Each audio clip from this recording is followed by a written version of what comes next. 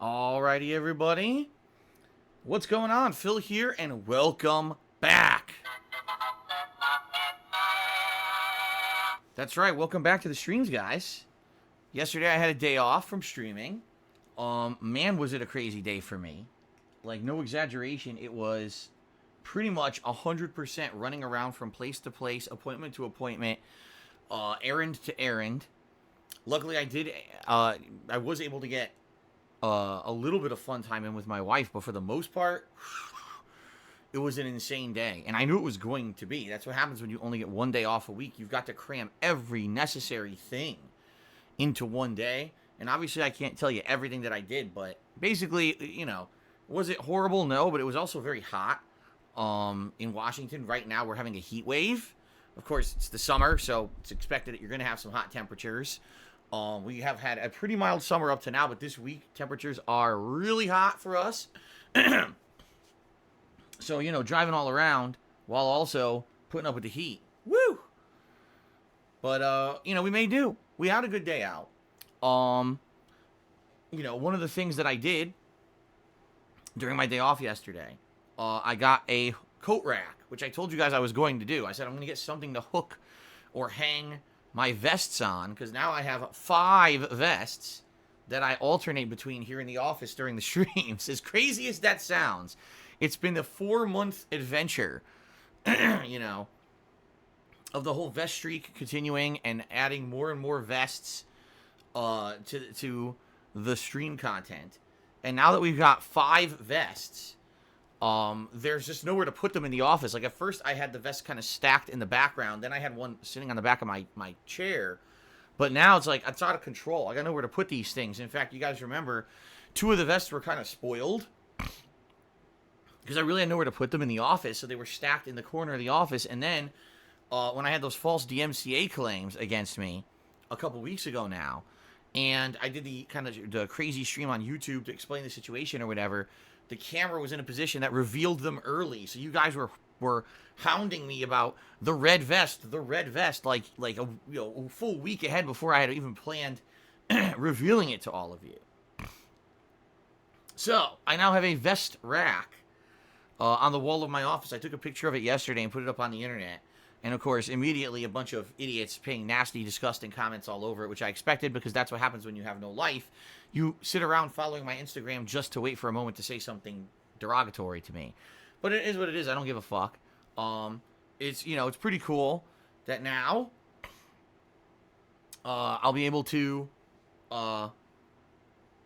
easily sort the vests and grab whichever one I need and not have a mess in my office. There's also room on this rack for more. Not to say that I'm planning on adding any vests anytime soon. I mean, 5 vests is a lot to be alternating between here on the streams. And by the way, yes, I am joking. When I made a post, I was like, oh, these are the tools of a professional, and they must be at the ready at all times. It's obviously a joke. Some people actually thought I was serious. Like, Phil thinks these vests is anything more than a joke. They're actually tools of his content creation. What a fool. Oh my God, people are just so dumb and so desperate to say derogatory things. They don't even get a joke. Like, obviously I'm being sarcastic. I've told you the entire time that I've had these vests that I think that they're ridiculously silly. But, hey, the positivity continues and the streak continues.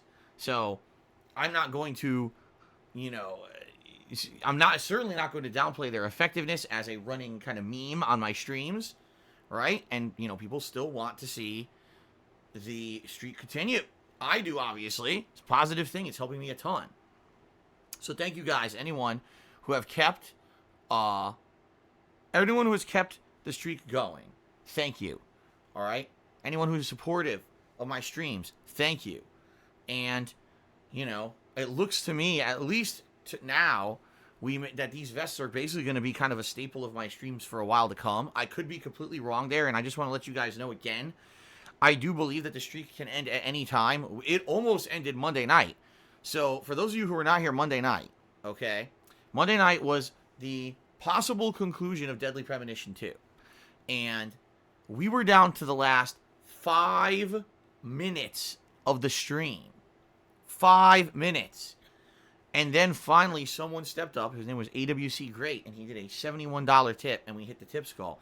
But that was pretty much the end of it. I was ready to hang it up and say, that's it, it's over. And I was even saying, I don't know, because some people have asked me, what are you going to do when the streak ends? Because eventually it is going to end, right? Eventually the streak will end.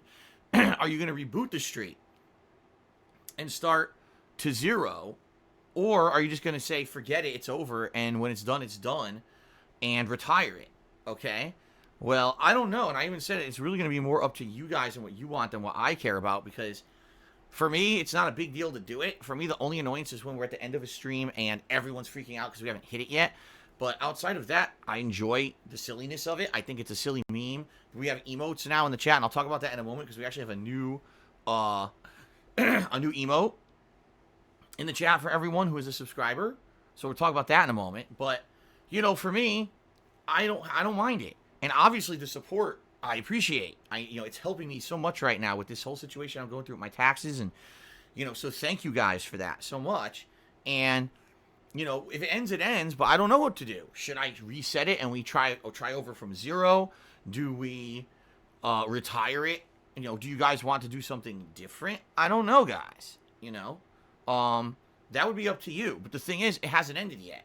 And since it hasn't ended, we're not presented with that situation where we have to make a decision. And truth of the matter is, every time I think it's going to end, I thought for sure it was over Monday. 100% I thought it was over. And then someone comes in with a very generous, tip, and it continues. And I don't know how long it can go on like that. Okay? So I guess we'll see. What happens. Okay? But for now, it continues. Thank you for all the support. So we got a cool vest rack hanging up here. Speaking of which, I just mentioned a new emote. We have a new red vest emote here on the stream. Okay? And I added this on Monday night. It was something that someone had come up with and sent to me during the day on Monday, and I was like, okay, cool. Let's add this right away. And Twitch, to their credit, approved the emote almost immediately. I submitted it early on the stream. I would say probably around maybe 6:30 p.m. on Monday, and it was approved by 7. So that's a crazy fast approval where I submitted it and immediately they approved it, and we were able to start using it same day. Okay, now I used to be able to just do it instantly, but I lost that ability with 2 false DMCA claims came in. They suspended my ability to have instant emotes and instant badges for 60 days, which is stupid because I did nothing wrong, but that's an automated system and that's how it works, okay? So, you guys are able to now use a new red vest emote if you are a tier 1 subscriber. That's the other thing I want to emphasize. Only tier 1. You don't have to be tier 2 or tier 3 to get this emote. Some people were expressing concern that if I made it tier 2 or tier 3, it would be too expensive. So, tier 1 subs, you guys can use the red vest, which a lot of people have termed either the Dapper Red or the Barry Burton red vest. People are saying that when I wear a lighter shirt with the red vest, I look like Barry Burton from Resident Evil. So there you go. To me, that's a compliment. It's a character that I grew up playing in the 90s. Certainly, I'm not trying to cosplay, but hey, maybe I can cosplay as Barry Burton, right? So, good stuff, okay? Now, let's talk about this week, guys, because this week coming up of streams is going to be a unique one because we've got continuing fun playthroughs, concluding playthroughs, and new playthroughs beginning. We even have a few things that may be resuming, okay? So, first of all, it's been a while since we talked about Minecraft, all right? I haven't played Minecraft in a while now because I've been so busy with new releases over the last, month or so. We haven't had a chance to really play Minecraft at all.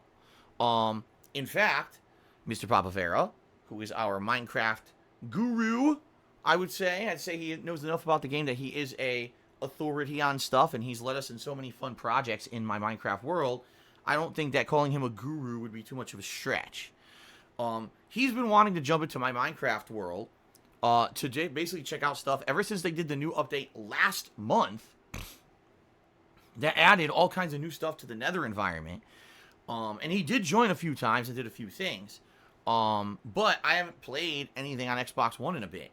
So he hasn't really had an opportunity. Now, he expressed desire to possibly jump into my Minecraft world this week. In fact, he's doing so right now. He's in my Minecraft world right now, messing around and checking out stuff in the Nether and basically preparing stuff for if and when we finally go back. I say if, but it's definitely more of a when. We're definitely returning to Minecraft. There's no way I'm going to give up on that game after, you know, at this point, a year and a half of playing it, right? Now, I fully understand that some of you guys are sad because it's been so long since we played Minecraft and the chill stream consistency is basically completely thrown off. I hear ya. We've been so busy with new releases over the past couple of months that the chill streams have really been sporadic if they even happen.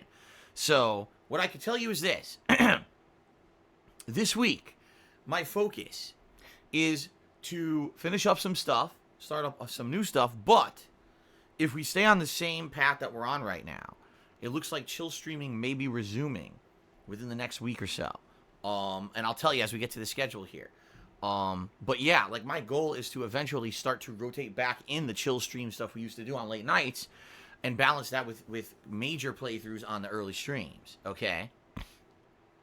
So we'll see. We'll see what happens. I'm not making promises of when things are returning as of yet because I don't want to overpromise and underdeliver. I'll just tell you that Papa Vera today will be at work. So right now he's in my Minecraft world doing stuff. I am not connected to the internet on my PlayStation 4. So I'm hoping that there's no issue with the digital version of Ghost of Tsushima because I'm not connected to the internet. I'm hoping it's fine. I've never really done this before. The entire console generation of PS4, I always have whatever console I'm playing a game on connected to the internet. Today's the first day I'm going to attempt to do it without that. So I don't know what's going to happen. I guess we're going to see. I am able to log into my PS4, no problem, and the game shows is unlocked. I don't know what's going to happen when we boot it up, though. So if we boot it up and the game's like, oh, error, you're not connected to the internet, then sadly Papa Vera will have to have a end to his session here. And I'm going to have to connect the PS4 to the internet so we can play Ghost of Tsushima today. All right, now, if it works fine, then that means he's going to get a full-on stream where he gets to mess around in my Minecraft world, and he'll probably make tons of progress to help us out the next time that we play Minecraft, whenever that may be. Okay? So good stuff there, guys. And I certainly hope that you will continue to check out the new streams this month coming up, because we're about to head into a new month. In fact, let's talk about that right now. Let's talk about the schedule for this week heading into August, a brand new month, new fun stuff coming up. All right, first of all, FYI, end of the month means last opportunity if you were interested in pledging to my Patreon campaign for this month and getting your patron perks early on in August. You can check out my Patreon over at patreon.com/DarksidePhil. All right, there's perks listed there publicly, so you'll know exactly what to expect. Okay, and, you know, if you do contribute, thank you very, very much for that, obviously. That helps me out a lot. And, you know, you have 2 days left because the month ends Friday, so you would have to pledge by the end of Friday to get in on perks for this month, okay? Also, before we even get to the schedule, all right, please continue to vote on the Viewer's Choice event. Ladies and gentlemen, that poll will only be open until this weekend. This weekend, I'll be closing the poll, taking in the results, trying to weed out any outlying results, meaning people who are abusing the system, maybe making bots to vote, etc. I'll be doing all that this weekend. And so, we shall have the winners declared, probably by Monday, of what games will be the Viewer's Choice playthroughs that I'm going to be starting up here in August, coming up. Okay? From what I'm to understand, the voting is very close. Some of these games are only a few votes apart. In fact, from what people were saying, the entire top 5 games in the poll are only separated by as little as 10 votes total. So at any moment, if you guys head over and start voting, if you haven't yet, you could completely upend this poll, and we could end up with games that didn't even look like they were close to winning, end up winning this thing. Okay? So please give it a look. How? Type !Viewer's Choice into the stream chat to bring up the command, or every 15 minutes or so, the command should auto-paste itself anyway into the stream chat so that you can go over there and you can vote. Okay, please, it just did actually. So please do. The more votes, the better. And again, only a few days left. You basically got today through Sunday to vote. And then probably Sunday, I'm going to close that poll off. I'm going to tally up the results, and I'm going to announce the winners. And we're going to know what 2 games will be played coming up as Viewer's Choice playthroughs. Okay?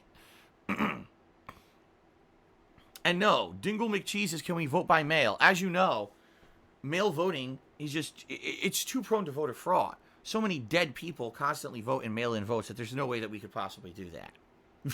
Obviously, that's a take on current events, and I'm just joking. But no, there's no mail-in voting. I'm very sorry. There will be a very limited in-person polls that'll be held here in Washington State.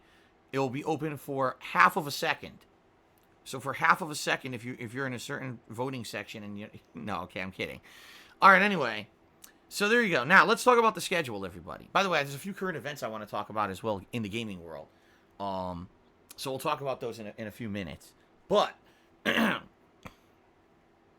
let us talk about the schedule this week. Okay? So first of all, what are we doing this week? We're still focusing on Ghost of Tsushima. That's going to be my major focus and what I'm going to try to do the most progress in. Although there will be another game later this week. We'll talk about that in a moment for some alteration. Because even though I've definitely... alternation, not alteration. Even though I've definitely enjoyed playing this game as my major playthrough for about a week and a half now, I know that there's people who are like, man, I like it when Phil does variation in his streams, and he's been playing this game every day, and I'm bored of it. Okay, I get that. I'm not bored of it, and there's certainly a large group of my viewing audience that's not bored of it yet.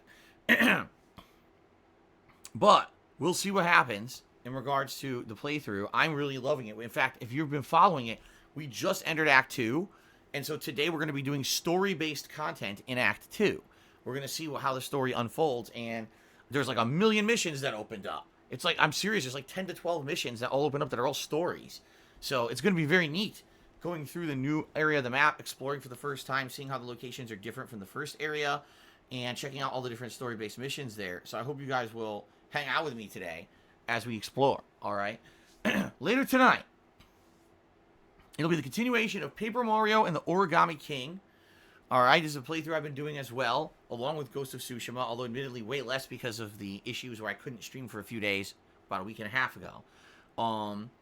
I like the game, but it does get more challenging the further in you get. The game definitely is more of a puzzle game than anything else. Like the lining up of enemies, fighting the hidden toads, it's all puzzles. And it's weird because at first I got a vibe like, oh man, it's kind of like Super Mario RPG. But in reality, it's not. In reality, I'd say it's about 80% puzzles, and then maybe like 20% combat. And of course, there's a quirky story to go along with it, which is nice. The story is actually one of the best parts of the game, in my opinion. So, I'm definitely enjoying it. But, some people are not. And I get that. So, it's going to be a playthrough I'm going to be doing at night streams exclusively and balancing with other stuff at night. Okay, so, Paper Mario tomorrow night. Thursday, it's going to be Ghost of Tsushima, again, as the main gameplay stream. And Thursday night, by hook or by crook, one way or another, we are completing Deadly Premonition 2. Why am I saying it like that? Because I thought I might have finished it on Monday, but the end of the game is apparently a 2+ hour long cutscene with optional dialogue you can explore. Apparently, we've completed all the gameplay of Deadly Premonition 2, but I've still got about 45 minutes to an hour to go in the concluding cutscenes to see the end of the game and get the plot resolution. Okay, so we've got a ways to go. So that's what we're going to do Thursday night. And if we finish early, all right, obviously I'll take some time to give you my thoughts about the game, but I'm fine hanging out a little bit later if you guys want to do a fun, like, just hangout session, some Q&A or whatever to hang out for that night. Okay? So we'll see. We'll see what happens. But that should be the conclusion on Thursday night. Friday. Friday's going to be a good day, guys, because we've got new game release content.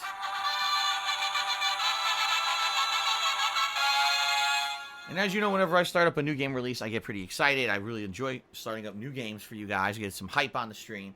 We're going to be starting up Destroy All Humans Remake on Friday. Something completely different. I have never played this franchise before at all.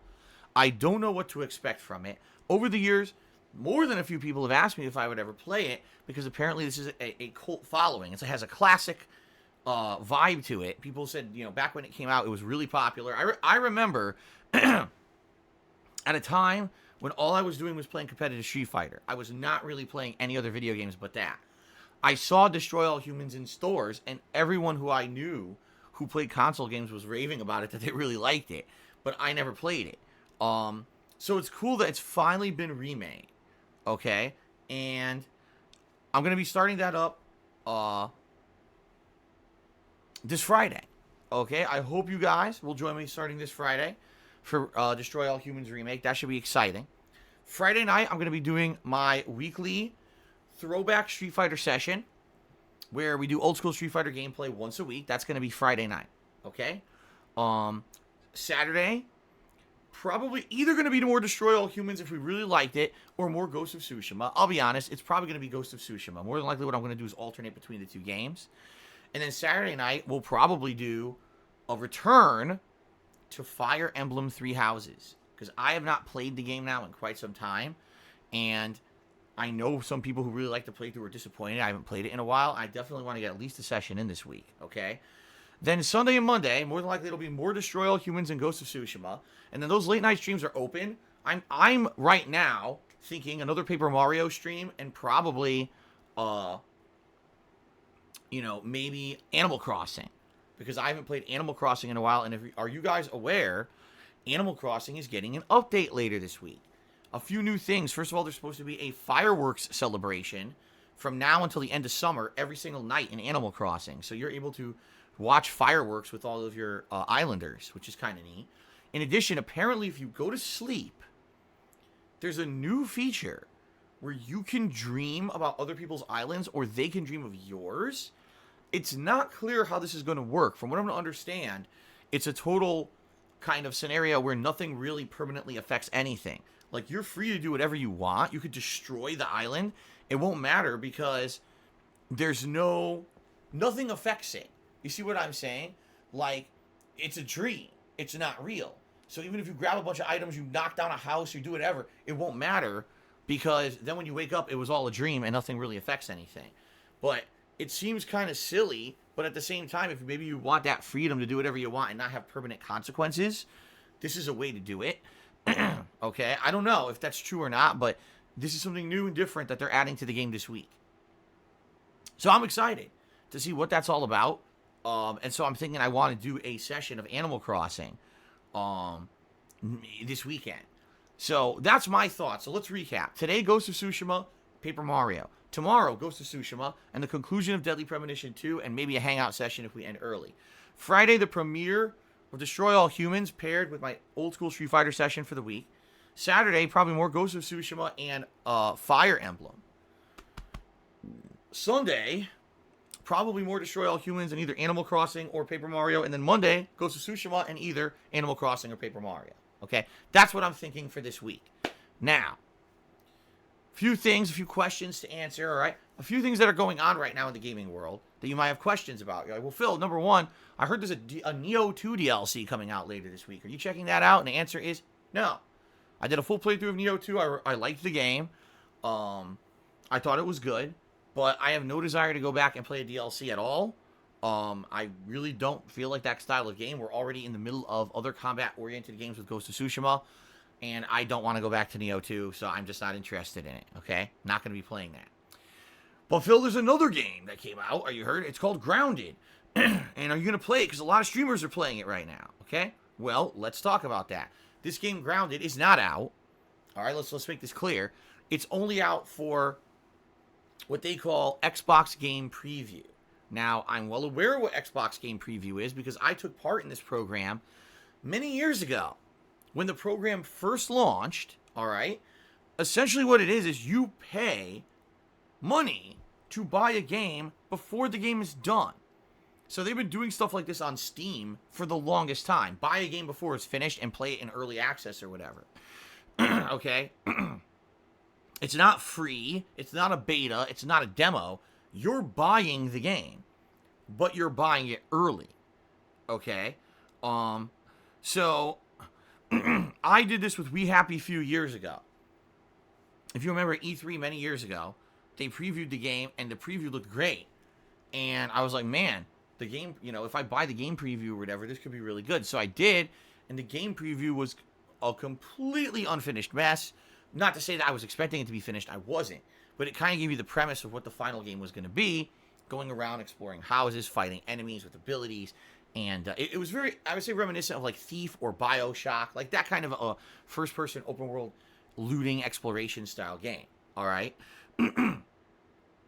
So years later, all right, I actually played the finished game, and it was terrible. It was like it ran so poorly that not to say that the game plot wasn't good, because I was actually interested in what was going to happen with the plot. The game ran so poorly, people outright told me, stop playing this game. We can't watch it anymore. The game looks so pathetically bad. There's no way we could watch you play it anymore. That's the feedback I got. So I never played it again. And I never went back to it, and I have no desire to go back to it, okay?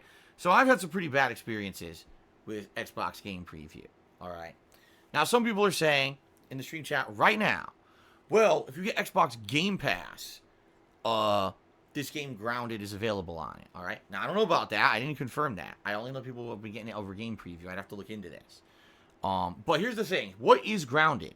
It's from Obsidian. That's the same company that makes games that are RPGs, etc. They just made Outer Worlds. They're working on that new game, Avowed. And this is their different style game that they made in the interim. What is it? It's a 4-player online survival co-op game where you are shrunken in a lawn. And there's killer bugs, all kinds of things going on. And you need to work together to survive. Okay? So here's the thing. If you're the kind of person who has a group of friends who like to hang out and play games online all the time, right? Think about games like The Division, right? Destiny. If you're the kind of person who likes those style of games, and you've been waiting urgently for a new co-op style of game to come out, people's feedback is that generally this game is pretty good. It's different because it's a very different premise than those other games. It's the opposite of realistic, but it's very fun, although apparently it can be difficult at times if you don't work together. People are basically saying it's a fun game, okay? But if you're not interested in the online co-op aspect, apparently the story is 20 minutes long, even though the final game is supposed to have a single-player narrative story that would carry it as a major release $60 title. Apparently now that story does not exist. Like, they have a taste of the story that's like 20 minutes long, and then it just throws you right into the online co-op, and that's it. Okay? So, for me, that's not something that I'm too interested in. Right now, I hate to say it, there's a lot of people playing it on Twitch who are playing it as a paid sponsor. So, I'm not going to, it's funny how they're doing the streams and they're kissing the game's butt. And I'm like, that's great and all, but, it's funny how no one cared about this game, and now all of a sudden a bunch of streamers are playing it again. Right? I'm not all about that. And for me, I'm already in the midst of a lot of fun stuff right now. I'm really excited for Destroy All Humans this week, because that's a franchise I never played and you guys have asked me to play over the years. So for me, am I interested in Grounded? Honestly, not really. I don't think I want to get Xbox Game Pass at this point just to play it, or buy the game in Game Preview just to play a co-op game that's not finished. If this game eventually comes out and has a full-on story-based campaign that's fun, and then there's a co-op aspect, so if I buy the game and I could play all these various different things in it, that's great. Or maybe, I get the Game Pass and then I have, different ways I can play the game. Right? Great. But for me, I just kind of shrug. I'm like, meh, it's just another co-op game for me to skip. Again, it's another one of these games in that whole realm of The Division, of Destiny, a game that is fun if you play with friends, otherwise it doesn't really exist. And I'm not into that stuff, And by the way, I'm not talking shit about the game either, because I haven't played it. It could very well be a great game. It's Obsidian. Obsidian did a great job with Outer Worlds, so you would think that they're doing good jobs with all the games they're putting out there. But it's just not my cup of tea. So if you guys are interested in it, go for it. Go check it out. But I'm really not going to be doing anything with it here on my streams right now. Okay? Fair enough? All right. Now, this month of August is going to be very slow for new releases. In fact, the major thing really going on in August that everyone's talking about is the Avengers beta. Which is funny. It's like Avengers comes out in September. The biggest thing people are talking about this month is the Avengers beta. Like, people are not really talking about other games, which is funny. In fact, hold on a second. I'm going to grab my release list that I have over here.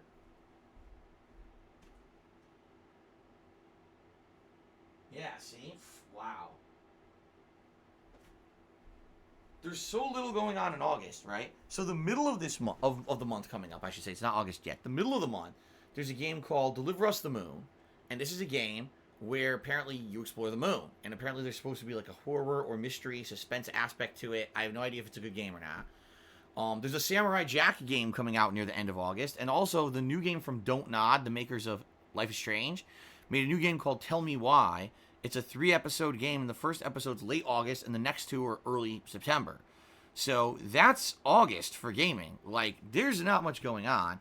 So now I can understand why people are so excited for the Avengers beta, because there's really nothing going on in August at all, right? When we really look at it. So here's what I'm thinking for August. Okay? Here's what I'm thinking.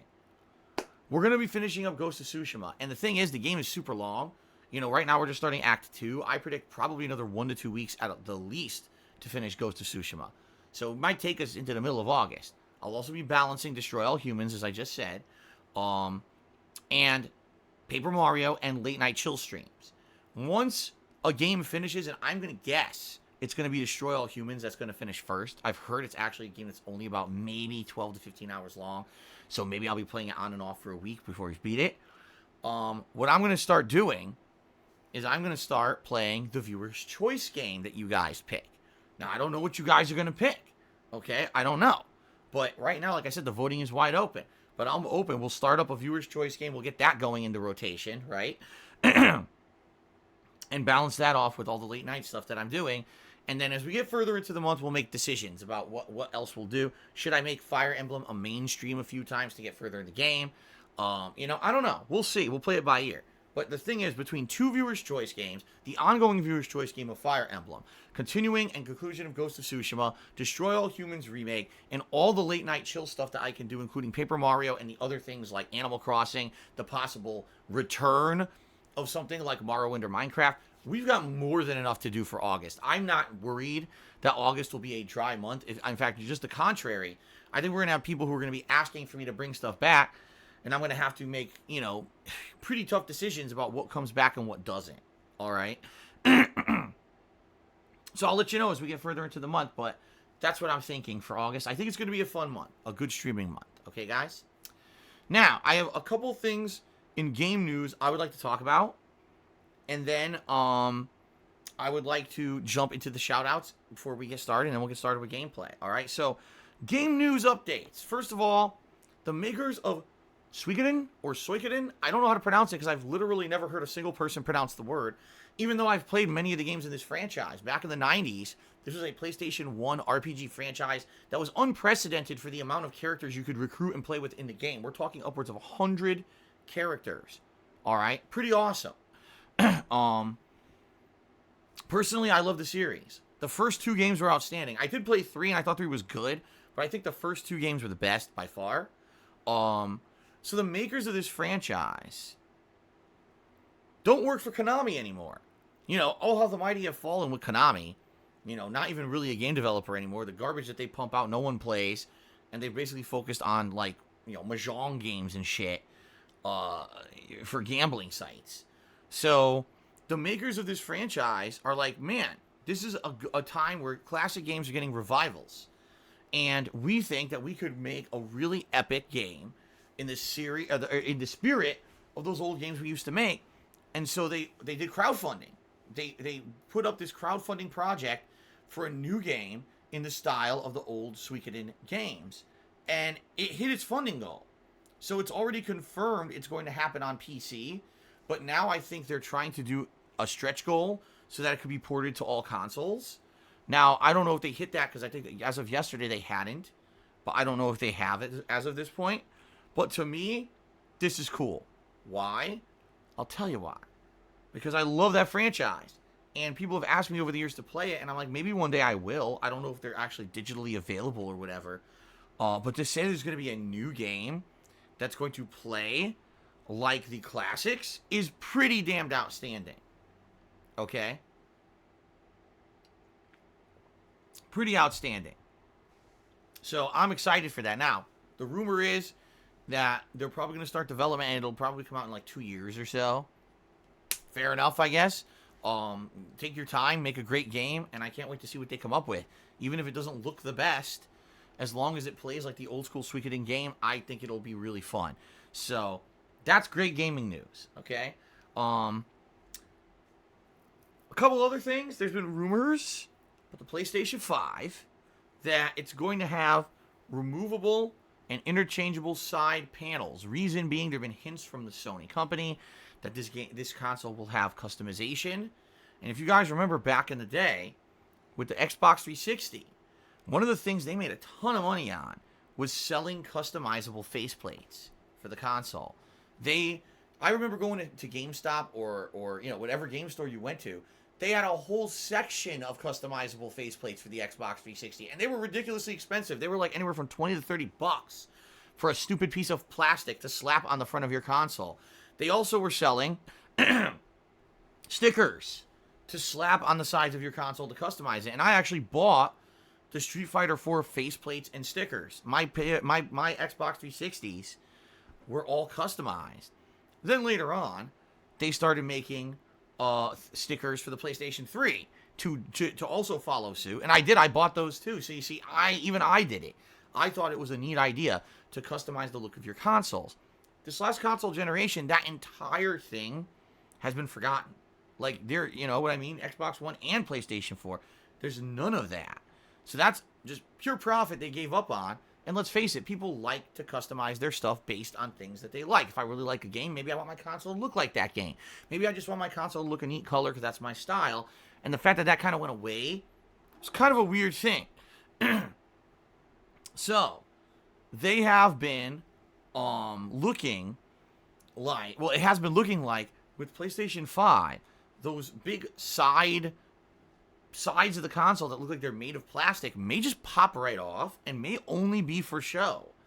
And if that's the case, maybe you can buy customizable ones. And there's been some pictures circulating around the internet, not of customizable ones, but I guess people have gotten their hands on early builds of the PS5, or you got people taking pictures of the console in production and showing that the sides come right off. Okay, that they basically snap on, snap off. So that's interesting. I mean, that could be potential, not only big money, but everyone can end up having a customized console, which is really neat. Okay. Another thing I want to talk about, there was an initial poll held in the UK, that's the United Kingdom, and the poll was as follows. Are you planning on buying a next-gen console? And if you do buy a next-gen console, what console are you going to buy? PS5 or Xbox Series X? Now, I forgot the result. Basically, the majority of people said they are going to buy one. I think it was like 60% of people polled said they are going to buy a new console. All right. But 85% of people who responded to the poll and said they're buying a new console said they're buying the PS5. 85%. Now, keep in mind, this is just the UK. All right. But that is an interesting initial poll to me. You know, we just saw both the Sony and Xbox initial press events to introduce the games that are going to be on their new consoles, right? Now, what that tells me, if you're just going to take this poll as any kind of evidence, is that when Sony said, well, look at the games that are going to be on our console. You're going to have a Demon's Souls remake. There's going to be a new Ratchet and Clank, right? There's going to be a new Horizon Zero Dawn. At launch, you're going to have Spider-Man Miles Morales. Sounds pretty good. Now, of course, what we found out after that event was that a lot of this stuff may be cross-platform. Obviously, Ratchet and Clank will not be. And apparently, Spider-Man Miles Morales will not be. But what we're hearing is maybe some of the stuff they showed in their event wasn't 100% transparent. That some of that stuff may actually end up being on other consoles anyway, so it's not that big of a deal, right? But then when you say, okay, Xbox Series X. Well, first of all, Microsoft has come out and said any new games coming out in the next couple of years will be played on the Xbox One and Xbox Series X. That there really aren't going to be many or any exclusives for the Series X the first year to 2 years that the console exists. So, when you say that, right, you have to understand something. You have just talked people out of buying your console. Why do I want to drop $400, $500, $600, however much this thing will cost, that much money, if all you're telling me I'm going to get is maybe increased performance? Okay, the game will run at a higher frame rate, or maybe I could play it at 4K resolution, but it's the same game that you can play on your existing Xbox One. And in addition, you know that games that are cross-platform, we know this from experience, end up being inferior to games that are made exclusively for one console because they have to dumb the game down to run on the old console. In fact, last week when we all watched that Xbox Game Showcase event and they showed Halo Infinite, everyone who watched it back again, me included. And when you analyze the video, you're like, this actually looks pretty bad. The lighting is primitive. There's not a lot of texture or detail on the characters. I think what they wanted to do is they wanted to kind of basically pull the wool over your eyes and make you think this game is great because, look, it's classic Halo gameplay and a classic style feel. And look, Master Chief will have new abilities like a grappling hook and he'll have a revolver, a new gun.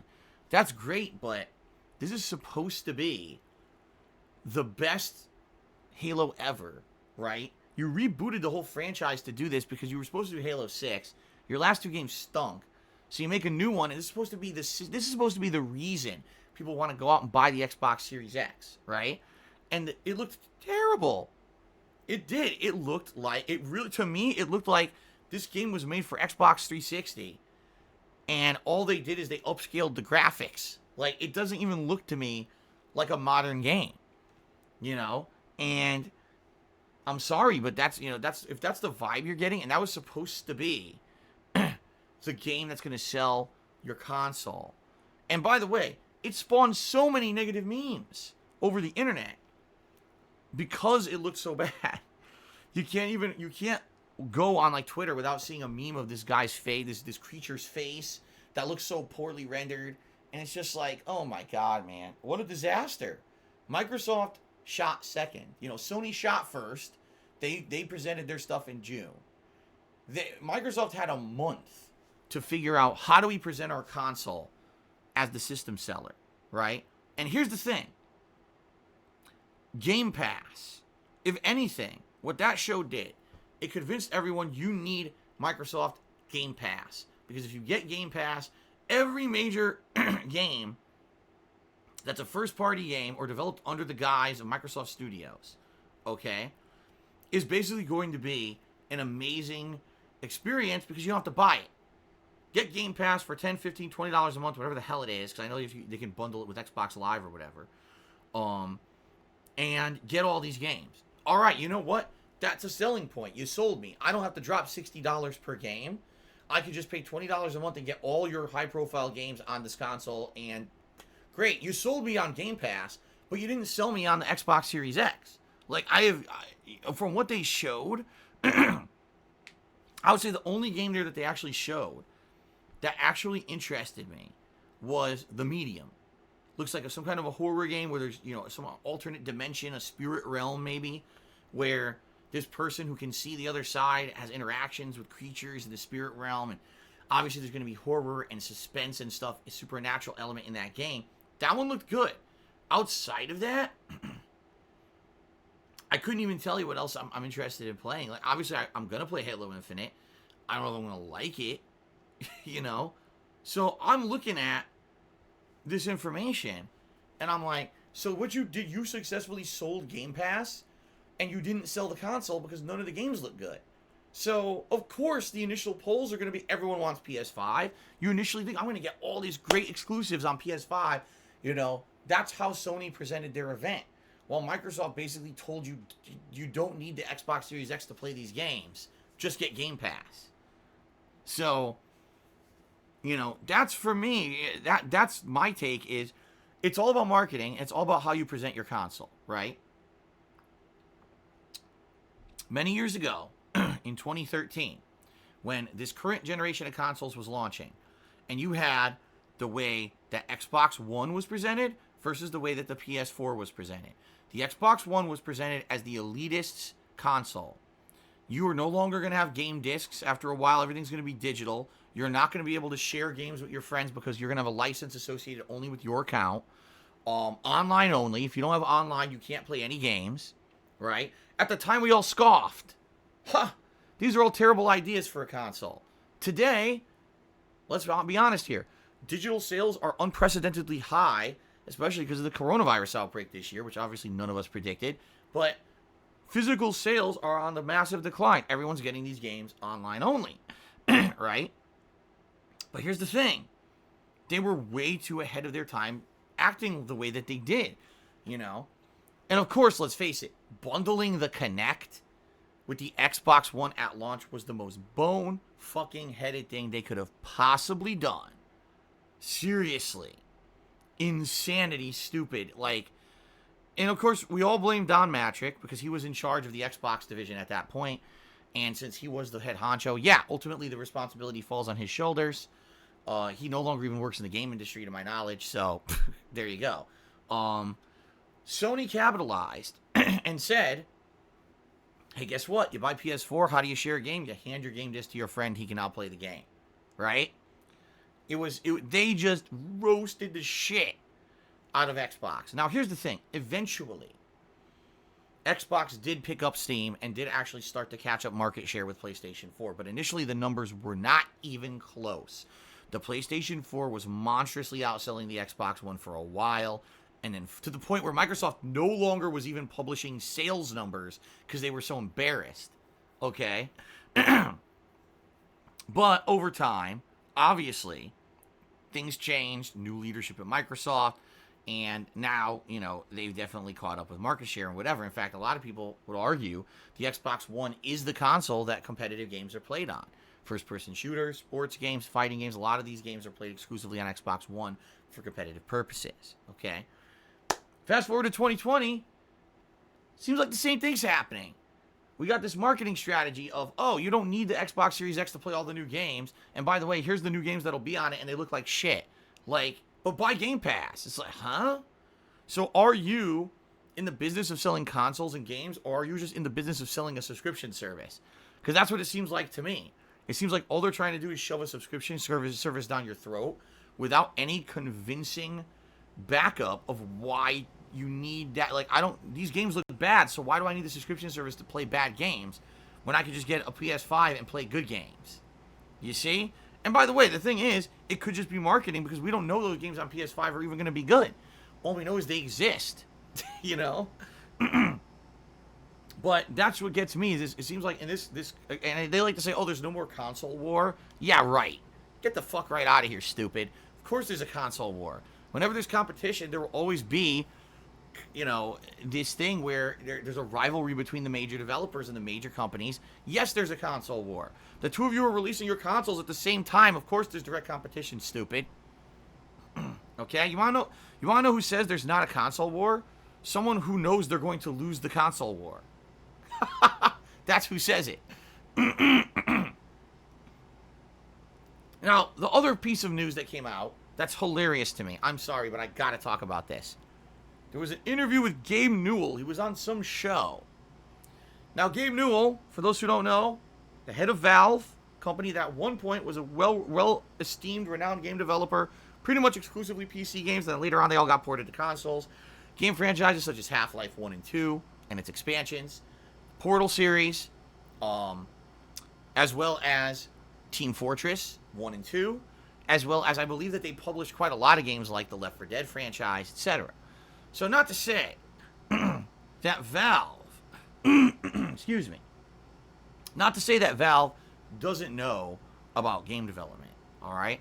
But Valve has not been in the game development business for quite some time.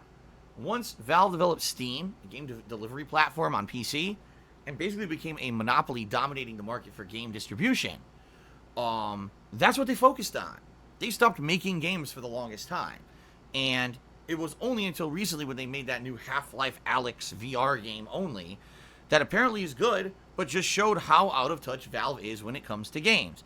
Most people do not own a high-end PC combined with a high-end VR rig that they can play the fucking game on. So when you're waiting and waiting and waiting 15 years for your favorite game franchise Half-Life to come with a sequel, and they put it out that's VR only, that shows 1,000,000% that you are out of touch with your consumer base. Okay? I'm sorry. It just does. It just shows that you don't know what you're doing and you don't care about the gamer base You just want to do whatever you want because you think that your shit doesn't stink and you know better than everyone else. Trust me on this. If they had actually polled the customer base and said, would you prefer Half-Life as a VR game or a standard game? 99% of people would have said, make it as a standard game. We don't care about the VR gimmick. Okay? So that's pretty disappointing. But they do this interview with Gabe Newell, the head of Valve. And they say, all right, Gabe, you've been around the industry, 20-some years or more. Actually, I think he started in the 90s. What's your take on these console wars going on right now? Who's your pick? Who are you going to go with?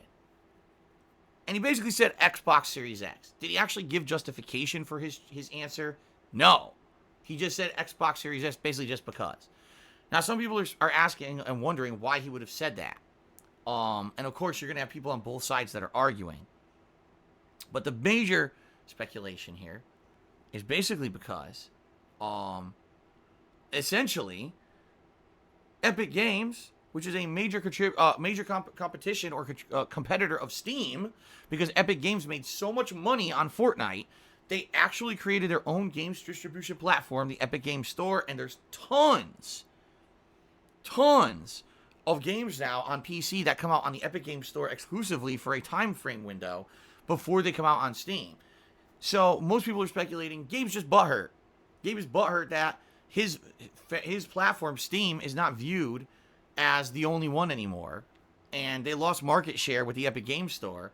And by the way, the Epic Games team has made some exclusive partnerships with Sony. Okay? So because Epic Games likes Sony and teams up with Sony and says good things about Sony, Gabe is always going to talk shit about Sony now, and he's going to be for Xbox because that's basically the opposite. Team up with the people who are already the enemy of your enemy, right? So, the thing is, does it really matter Gabe Newell's opinion? No. Valve is not a major game developer anymore. They don't have any stake in this console war because chances are they're probably not even developing games for the consoles anyway. So, does it really matter what his opinion is? No. Should anyone care? No. It's like fluff. You might have well as asked Robert De Niro, what's his take on the console war? He probably just has as much of a stake. It doesn't really matter. So I don't understand why this became like mainstream news. Gabe Newell hasn't been pertinent, especially to the console wars generation, in like so long. I don't have a damned clue why anyone cares what this guy says. I really don't. I think there's these fanboys who like they are so living in the early 2000s. They still think that like Half-Life 2 is hot and popular, and they think that like and by the way, I like Half-Life 2. I played it recently, and I finally played through the whole game and its DLCs. I really enjoyed it. So I'm not talking shit about the game. I'm just saying you basically you have to be realistic here. Maybe some people from the past who at one point were pertinent aren't anymore. I talk about Tim Schafer all the time. No, I don't. But whenever Tim Schafer's brought up, I basically say, Tim Schafer, this is a guy who once was a huge, respected game developer, right? And then when everything went crowdfunding, he squandered money, he ruined projects, he didn't deliver on promises, and then went online and became this really douchebaggy, egotistical asshole who got into a bunch of arguments with people and stuff. And it's like, why do you care what the fuck Tim Schafer's doing? I certainly don't. And it's kind of my opinion on Gabe Newell. Like, at one point, maybe this guy's opinion would have made or broken an industry. That's how powerful this guy was at one point. Okay? But to me, when you're talking in the console wars, I don't care about what Gabe has to say. Let him have his opinion. He's entitled to it, and that's fine. But when you report it as like, oh, this is mainstream news, that Gabe Newell thinks Xbox Series X is going to be the best console next gen, like, okay, did he give any justification? No. All right. Does he have any stake in it? No. Why do we care?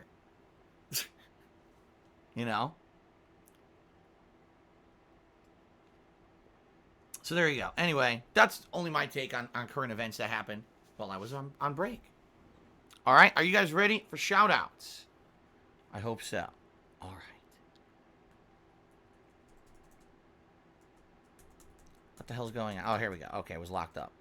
So let's go to shoutouts, guys. First of all, it looks like, Only Iced Coffee actually swung by during my day off and gifted a few subscriptions. He resubbed Nightbot, so now Nightbot has a subscription again. He then gifted a sub to Ludwig World Order Fan and also to Hey There Babe. So congratulations to you guys, and thank you, Only Iced Coffee, for the support during my day off. Golden Colts did a couple cheers during the day off. He said, remember to drink 8 glasses of 8 ounces of water a day, and then also remember to drink 8 glasses of beer a night. I'm not so sure that's how it goes. I'm not so sure that's what it's supposed to be. Okay? But anyway, thank you, Golden Colts, for the support. Only Iced Coffee also yesterday cheered 100 bits and said, I hope you and Kat are having an amazing time off on your day off today. I was watching your past stream earlier today on YouTube, and I heard that you gave me a massive shout out on the pre-stream. I really appreciate it, and I really missed the day pre-streams a lot, but thankfully I can still watch the 2 hours of gameplay in the evenings. Hope to see you again tomorrow. Much love. Yeah, so Only Iced Coffee. First of all, many of us owe him a debt of gratitude. Obviously, I do. I'm the operator of this channel, but you guys who were gifted subscriptions this month, holy crap. This guy gifted so many subs this month. And he's really one of the major reasons why we hit the subs goal and why we're doing a Viewer's Choice event. I'm sure many of you are enjoying gifted subs from him, so thank you, Only Iced Coffee, for your support. I really do appreciate that. It's a shame that he said he had a time shift in his work. He's not going to be able to be here for the earlier streams anymore. But, you know, if he can be here on the late streams, that's cool. And hopefully we'll see him around, okay? Very nice. We also had a couple other people who subbed, including If I Want To and Kurobushi. So congratulations. Thank you guys for your subscriptions. I appreciate that, and I appreciate that support. Golden Colts did a few more cheers overnight here. He says, vote for Max Payne 2, only if you can save us from Weeb Games. Well, there you go. He wants us to play Max Payne 2 as one of the Viewer's Choice games here. That's his voting. And then he also cheered. He says, or just vote for anything besides Danganronpa. Well, some people just do not like the Danganronpa franchise. Personally, I like the plot of the Danganronpa franchise, murder mystery. It's pretty cool. I haven't played one of these games in years. I'd be okay if Danganronpa V3 won. I'm not rooting for it, but I'm just saying, you know, I'd be okay with that. It would be pretty interesting. Street Fighter Fan took me $5.55 overnight. He says, hope you had a great day off as well. Thank you, Street Fighter Fan, for the support. I appreciate that very much. Okay, now we move on to people who actually contributed during the stream. We start off with Tarantula MS 2018, who tipped $4.20, first tip of the day. He says, what do you think of James Bond video games? It still irritates me GoldenEye was never included in the Rare Replay collection because of licensing issues with Activision. I hope the supposed GoldenEye 25th anniversary in 2022 is good. I never really played too many of the James Bond games, alright? I never played GoldenEye back when it was popular on Nintendo 64. I had friends in high school who played it and absolutely loved it and talked about it all the time, but I never played it. Okay? But that being said, guys, I did play a few James Bond games over the years. In fact, I know there was one, I can't remember what it was called, but wasn't it a one where you relived the classic scenes from, like, the biggest James Bond movies? I remember playing that one. I can't remember the name of it. And then wasn't there another one that was kind of like a remake of GoldenEye, but it was different, like they had changed it up or whatever? I'm pretty sure I played a few of these games, alright? So, from what I played of the James Bond franchise, I never hated on it. I just don't think it was amazing either. I think that they were interesting, to say the least, but they never really went anywhere. It's not like they got traction and then ended up being a long series or whatever. And I remember the last one I played, they were definitely on last-gen consoles. I don't think we had a single James Bond game that came out this generation, right? So, I wouldn't be opposed to another James Bond game. In fact, I think it would be pretty interesting to see James Bond make a comeback to video games. But, I don't know. I don't know if it's going to happen. You're saying there's going to be a game coming out in 2022? Maybe we'll see a reinvigoration then. I think James Bond really hasn't been nothing's been going on with James Bond, right? Like, there hasn't been a movie in quite some time either, so it's not surprising that we haven't heard anything about that in a while, right? Okay? Alrighty then. Rob on Wheels has resubscribed for a whopping 31 months total, 27 months in a row, and he subscribed at Tier 2, which not only earns him the exclusive Blue Vest emote, but also helps me out more, and I appreciate that, Rob. So, he says the following: creeping ever onward to 3 years. Thank you once again for playing Tsushima so forensically. Yes, I've been getting praise from various people who are happy that I'm taking my time with Ghost of Tsushima instead of just rushing through the plot. I'm investigating all of the side content that I come across. I'm having fun with the liberation missions. It's a great game, and I feel like you'd be doing it a disservice to say skip out on stuff you're stumbling upon as content and only playing the story. Not to say that even if you only play the story, it seems like it's still going to have a ton of content, but I feel like with this game, you got to take your time. You know what I mean? So, good stuff. I'm excited for more. Mr. Papavera cheered, and this is actually the first major cheer of the day. He says, you can think of a new kind of streak to do something if the vet streak ends. It can be something new to do, and you can have seasons of streaks. So when one streak ends, you start a new season and try something different.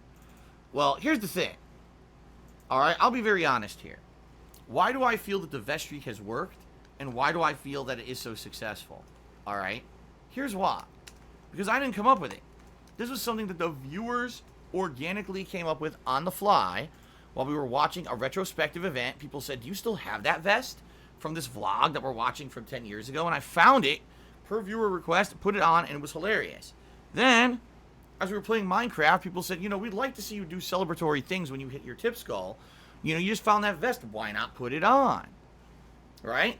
So, the viewers came up with this really amazing idea. The viewers requested that it continue, and it just grew and grew and grew.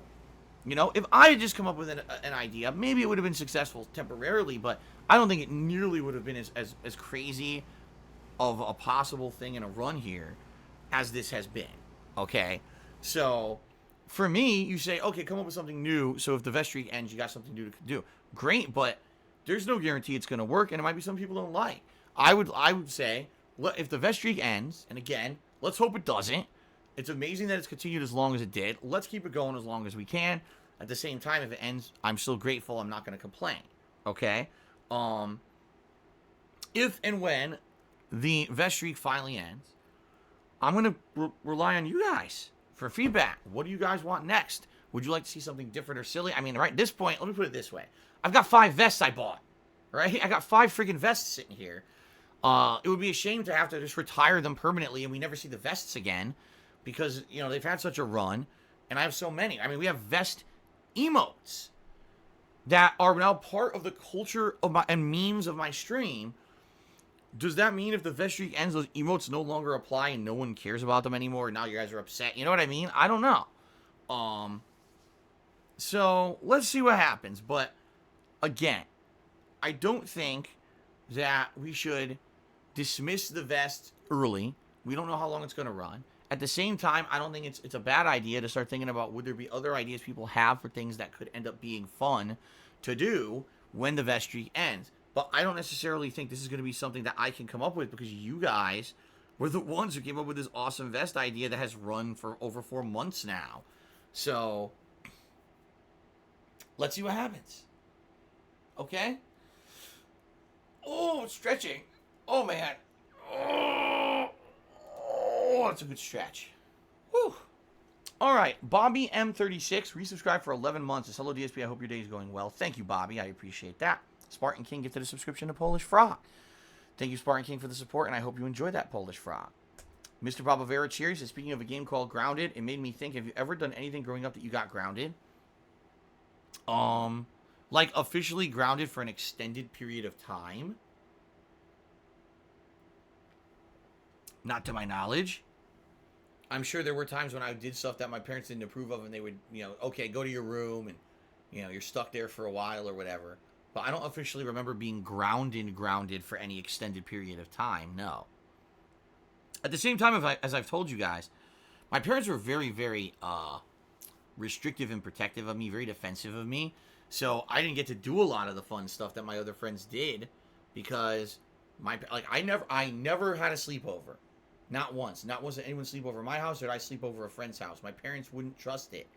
So because of that, a lot of my friends was like, man, that's stupid that you can't do a sleepover. What can I say? That's how I was. Like, they were just way more protective of me than other parents. So you might say, well, Philip was never grounded, but then again, I didn't get to do a lot of the stuff other kids got to do. You know?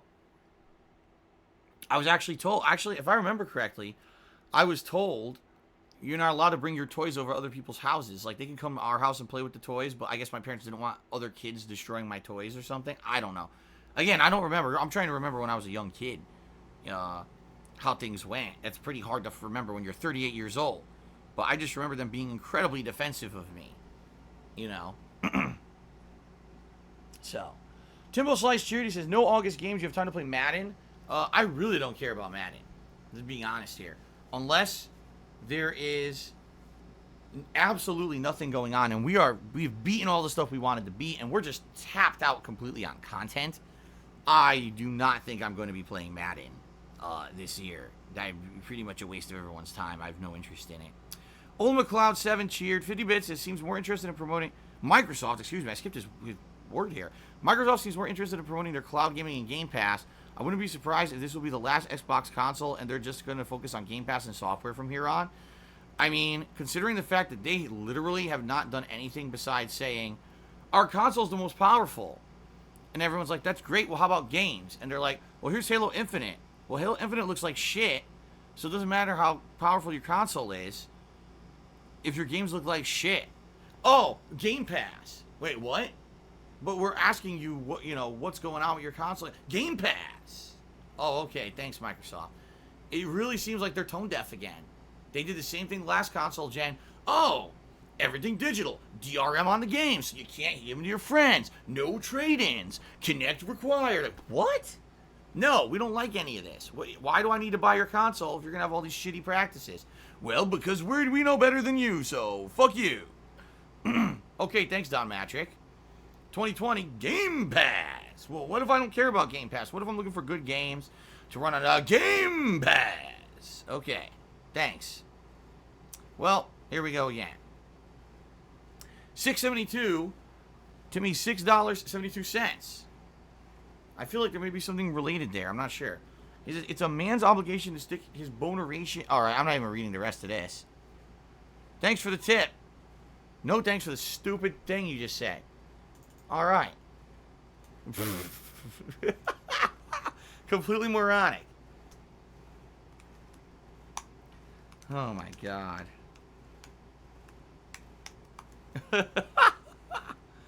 All right, anyway, we're up to $10 in tips. Gee, thanks, guys. All right. Rob Gaming Lover cheered 50 bits and asked the following. When you worked retail, did you ever block the return of an item because the product was mismarketed, inferior, or unforeseen expenses can arise, necessitating reallocation of frivolously spent funds? Are there objectively legitimate reasons for wanting to refund products, both tangible and intangible? When I worked retail, I never was in a situation to ever make that kind of decision. Store policy varied from product to product. Some products would have a blanket return policy as long as you had a receipt and you returned it within a certain time frame. It didn't matter. You could return it for your money back. They didn't even need to know the reasoning. Some products, as game software, for example, you had to have a valid reason, like, oh, the game doesn't work on my console for some reason. And most of the time, they would only exchange the game for another copy of the same game. Movies, same thing. You bought a movie, you could only exchange it for a copy of the same movie, because what's to stop you from going home and watching it and returning it, right? So I can't give you an answer, Rob Gaming Lover. I don't know who determined those policies. Probably the corporate offices of the retail companies I worked for. I never had any input in it. So, are there valid reasons why someone might want to return one thing over another? Yes. Did a company care? Probably not. Jay Bowler has resubscribed for 22 months. Thank you, Jay Bowler, for 22 months of support. That is much appreciated. Thank you, sir. Magic Sperm Whale resubscribed for 4 months in a row, 6 total. So what's up, dude? What's up, Magic Sperm Whale? Good to see you. Thank you for the support. My friend Freddie tipped $1. Says, can I hire you to jump out of a cake at my birthday party? Maybe one day. You guys ever saw Ghostbusters 2? So maybe one day I'll be hired for children's birthday parties, and I'll be dancing around, and instead of singing, is there something strange in the neighborhood, who you gonna call? And the kids would all yell He-Man at me because they're angry that, the Ghostbusters are at their party instead of He-Man. Alright? Maybe instead, it'll be like I jump out and I'm like, the rain is very heavy. I said, heavy is the rain, and the weight is lots of mass and weight. And a kid will say, that's not ninja, and spray me with silly string. You know? It could happen. I don't know. We can't predict the future. Magic Sperm Whale Cheers says, excuse me, but the Nigerian prince needs his money now. His father's died and has been locked up in jail. Oh, that doesn't sound like a scam or anything. Rob Gaming Lover Cheering says, you have a Sonic hat emote that's part of your culture. Do you refuse to wear it? Are you ashamed of wearing the Sonic and Yoshi hats as a fun celebratory reward? No, I've explained this about 5 million times, so I'll explain it again. I wore the Sonic hat as part of a Sonic Marathon celebration. I wore this Yoshi hat as part of a Halloween celebration, alright? When I wore those hats, they were incredibly intrusive to gameplay to the point where I was sweating profusely playing games, and it actually bothered me. I couldn't really concentrate on the games that I was playing, so they were kind of one-time things.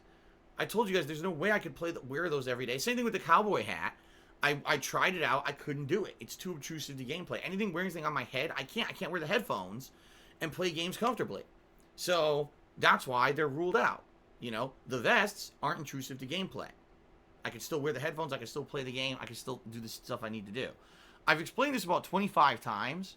So why you're suggesting it as something different, I have no idea, because I've only answered the same way every time, but I guess people just don't want to listen. They want to just spread their own stupid negative narrative. So what can you do? Be derogatory, be stupid. I can't change that. Timbo Slice Cheers, if you remember when Don said in an interview after the really Xbox One that tough titties for military people in the Navy on a ship that don't have internet, that's why we make Xbox 360 that they can buy.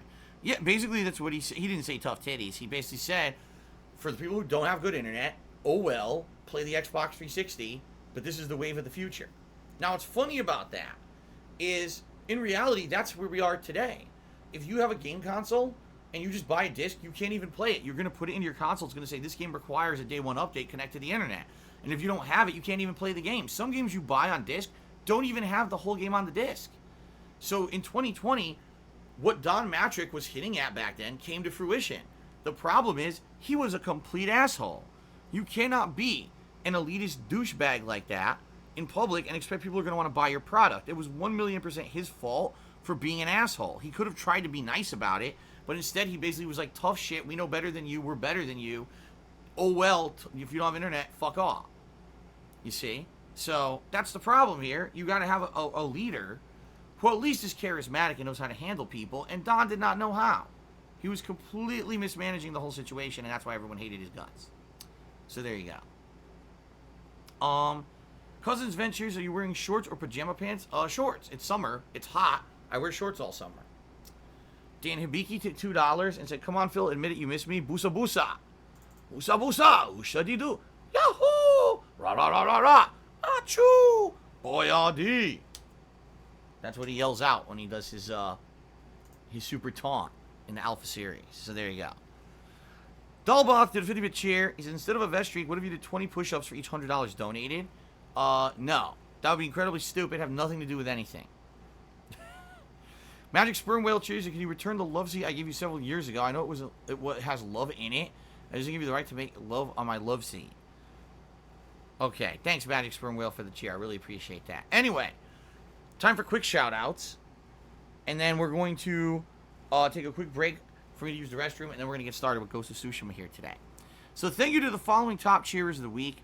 We started with a tie between, I can't even read this, Dupe Boy and Akio Artorias. Then we've got Golden Colts in 8th place. We've got Ring Dude in 7th, Dalboth in 6th, Atlas Telemon in 5th, Mr. Bitster in 4th, Mature Adult in 3rd, Little Big World Order in 2nd, and Shadow the Hedgehog in 1st. Also, thank you to those who have gifted subscriptions so far this week, including Spartan King, D-Train 12, Torgor, and Vuvobood. We each gifted a single sub, and Only Iced Coffee so far gifted 6 subscriptions this week. Thank you. All right, guys. Let's take a quick break. I'll use the restroom, and when we come back, it's time for a nice full stream of Ghost of Tsushima, and this is going to be a fun one, because it's going to be, Act 2, which should be pretty neat, okay? Alright, guys, I will see you in a bit. Thanks, and I'll be right back.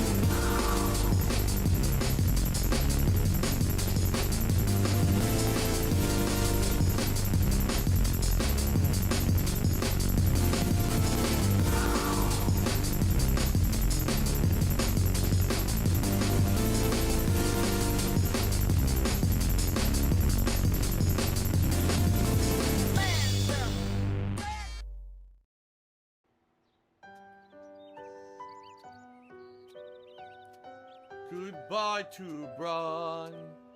She was a fat bitch and she fucked stuff up. So goodbye to that hippo. Thank goodness now we can focus on the rest of the game without her fat ass fucking shit up again. She was greedy and she wasn't really your mother. There we go. Well, that was quick. 016861654.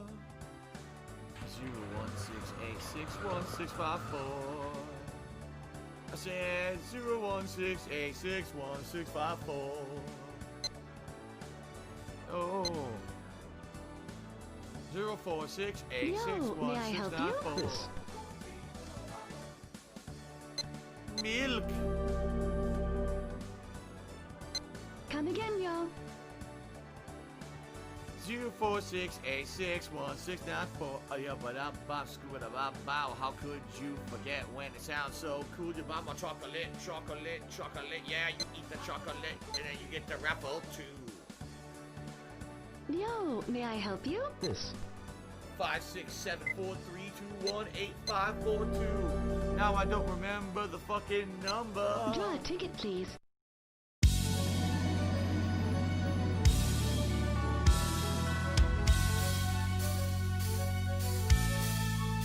Here we go. We have returned to the world of Dark Souls. There's a dragon. Giant fucking we got trolls. What the fuck is alien? I play video games with a gorgeous view. Praise the sun. Praise the sun. Are you kidding me? What the fuck is this? This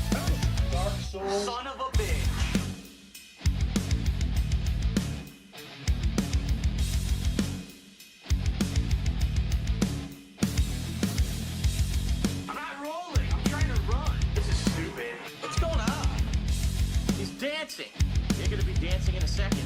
Your days of dancing are done.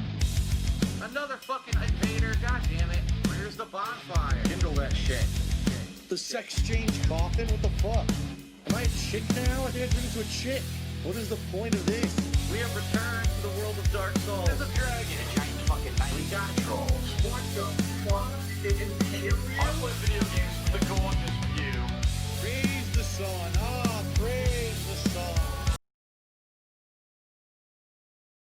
Alrighty, guys, I am back and I'm ready for some Ghost of Tsushima. I hope you guys are too. So here's the thing, we're gonna see if this works. Papa Vera's been in my Minecraft world all morning. I am not connected to the internet on my PS4. I've never tried doing this before, where you try to boot like a digital game when you're not online. Let's see if it works, or if it pops up and says, oh, license can't be confirmed, or some crazy shit. I hope not, because I'd like Papa Vera to be able to be in my Minecraft world all morning and mess around with it.